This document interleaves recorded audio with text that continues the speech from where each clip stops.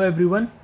तो आज के वीडियो में हम लोग एक बहुत इंटरेस्टिंग चीज़ देखेंगे जिसका क्वेश्चन है बेसिकली ज़ीरो फैक्टोरियल आपका वन कैसे है। मतलब मुझे समझ आ रहा है कि अगर मैं वन फैक्टोरियल लिखूँगा तो इसका मतलब हुआ वन, टू फैक्टोरियल लिखा तो इसका मतलब बेसिकली टू इंटू वन जो कि टू, थ्री फैक्टोरियल लिखा तो इसका मतलब हो गया three into two into one which is six.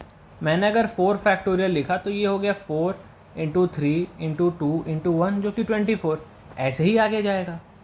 तो अगर मैं इसे जनरल फॉर्मूला लिखूँगा तो बेसिकली n फैक्टोरियल होता है n into n minus one into n minus two और ऐसे जाते जाएगा, मतलब n into n minus one factorial. तो ये हो गया चलो भाई मेरा n फैक्टोरियल का formula. But zero factorial one कैसे हुआ? अगर अब मैं वैल्यू इसमें सब्स्टिट्यूट करूँगा वो तो आपको आता है, मैं आपको लॉजिक बताऊँगा, आपको फील कराने वाला चीज़। अब चलिए फॉर्मूला से बता देते कैसे होता है।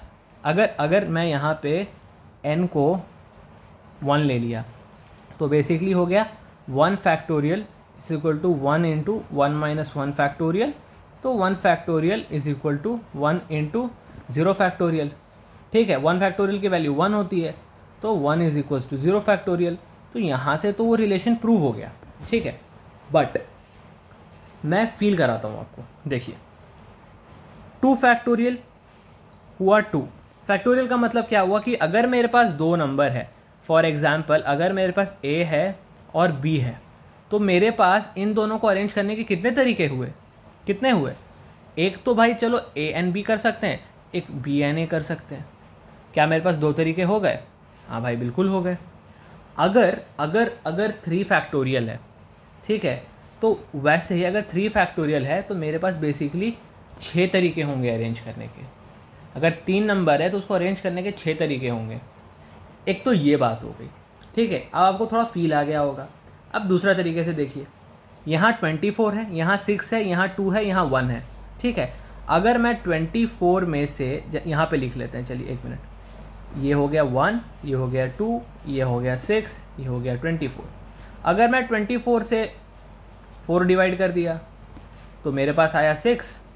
अगर मैं 6 में से अगर मैंने 6 में से क्या डिवाइड कर दिया, 3 डिवाइड कर दिया, ठीक है, तो मुझे आएगा 2।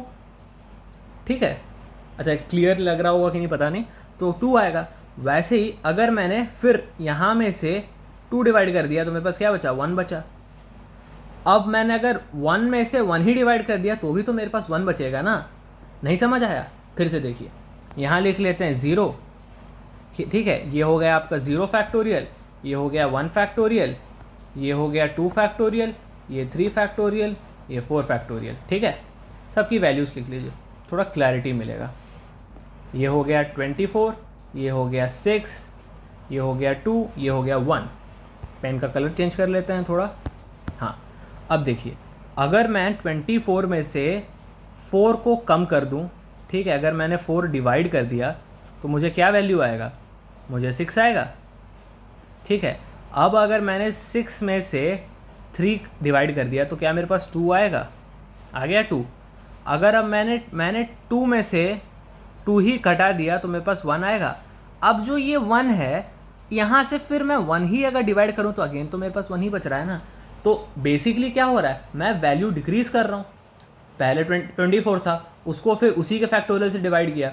फिर 6 था, 6 की फैक्टोरियल किससे बनती है, 3 से बनती है, तो उसको 3 से ही डिवाइड कर दिया। 2 किससे आता है, किसके फैक्टोरियल से, 2 से आता है, तो मैंने 2 से ही डिवाइड कर दिया। ठीक है, उसके बाद 1 किससे बनता है, 1 से आता है, तो मैंने 1 से ही डिवाइड करके नीचे गया तो भी 0 फैक्टोरियल 1 आया। तो बेसिकली इसका मतलब ये हुआ, अगर मेरे पास मैंने क्या बोला, number of ways you can arrange, तो 1 फैक्टोरियल का मतलब हुआ मेरे पास एक ही तरीका अरेंज करने के लिए। अगर मेरे पास 0 है तो मेरे पास तो बस यही एक तरीका है ना। अगर कहीं 0 लिखा है तो बस वो एक 0 ही तो रहा, तो इसको अरेंज करने का भी तरीका एक है। इसीलिए आपका जो फैक्टोरियल है वो 0 फैक्टोरियल 1 हो गया। ठीक है।